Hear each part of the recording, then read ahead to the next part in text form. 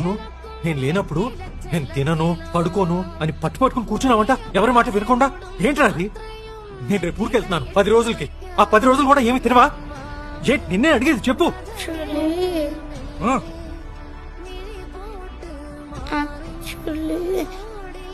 ఏమైందంటే యాక్చువల్లీ ఏంటి చెప్పు. ఫీవర్ వస్తుంది, తినకపోతాను. ఫీవర్ వస్తుందని తెలుసు కదా, తెలుసుకోవడం ఎందుకు తినలేదు? ఎందుకంటే బాగేమన్నా అనింది, ఫీవర్ వస్తే హాస్పిటల్లో అడ్మిట్ అవ్వాలని. హాస్పిటల్లో అడ్మిట్ అయ్యి నీతో పాటు ఉండొచ్చని తినలేను డాడీ. నేనంటే నీకు అంత ఇష్టం. ఎందుకంటే నువ్వు నాన్నవి కదా.